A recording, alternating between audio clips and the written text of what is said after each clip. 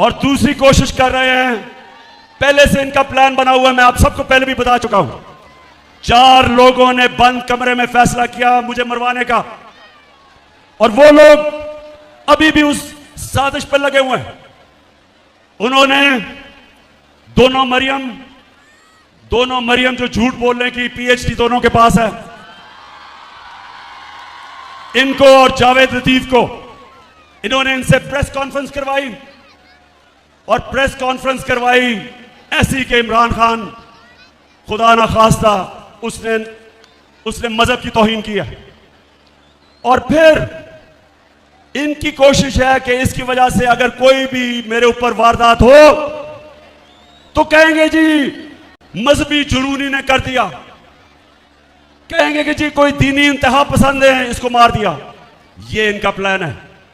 लेकिन मैं आज आप सबको कह रहा हूं, सारे पाकिस्तान में मैं फिर रहा हूं, मुझे अपनी जान से ज्यादा मुझे पाकिस्तान की आजादी की फिक्र है।